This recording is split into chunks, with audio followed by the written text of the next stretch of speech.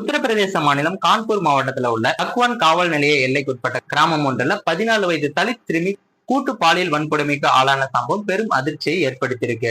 குடும்பத்தினர் அளித்த தகவலின்படி பாத்தீங்கன்னா, வீட்டுல கழிப்பறை இல்லாததால ஆகஸ்ட் 20ஆம் தேதி இரவு சிறுமி வயலுக்கு மலம் கழிக்க சென்ற போது அங்கு காத்திருந்த 4 பேர் அந்த சிறுமியை வழிமறித்து தாக்கி இருக்காங்க. நீண்ட நேரம் கழித்தும் சிறுமி வீட்டுக்கு திரும்பவில்லை என்பதால பாத்தீங்கன்னா, தேடலுக்கு பிறகு சுமார் 500 மீட்டர் தொலைவில் மயக்கமடைந்த நிலையில ரத்த வெள்ளத்துல சிறுமி மீட்கப்பட்டிருக்காங்க.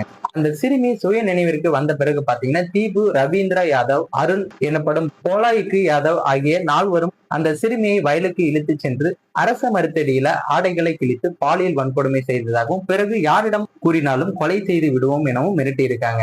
இந்த குற்றச்சாட்டின் அடிப்படையில தற்போது 4 பேரை கைதும் பண்ணியிருக்காங்க. அந்த நபர்களை போக்சோ சட்டம், SC/ST சட்டம் உள்ளிட்ட கடுமையான பிரிவுகளின் கீழ் வழக்கு பதிவும் செய்யப்பட்டிருக்காங்க. DGP மற்றும் ADGP ஆகியோர் நேரில் வந்து விசாரணை மேற்கொண்டு குற்றவாளிகள் மீது கடும் நடவடிக்கை எடுக்கப்படும் எனவும் உறுதியளிச்சிருக்காங்க. இந்த சம்பவம் பாத்தீங்கன்னா, இரக்கமற்ற கொடூர சம்பவம் மாநிலம் முழுவதும் பெரும் அதிர்ச்சியை ஏற்படுத்தியிருக்கு. இந்த நபர்களுக்கெல்லாம் கடுமையான தண்டனை, எந்த மாதிரி ஒரு தண்டனை அரசு தரப்புல இருந்து கொடுக்கப்பட வேண்டும்ன்றதை மறக்காம கமெண்ட் பாக்ஸ்ல பதிவு பண்ணுங்க. மேலும் இது போன்ற வீடியோக்களை உடனுக்குடன் காண மறக்காம நமது சேனலை சப்ஸ்கிரைப் பண்ணுங்க, பெல் ஐக்கானை கிளிக் பண்ணுங்க. அப்பதான் நம்ம டெய்லி போடக்கூடிய வீடியோ உங்களுக்கு நோட்டிபிகேஷனா வந்து சேரும்.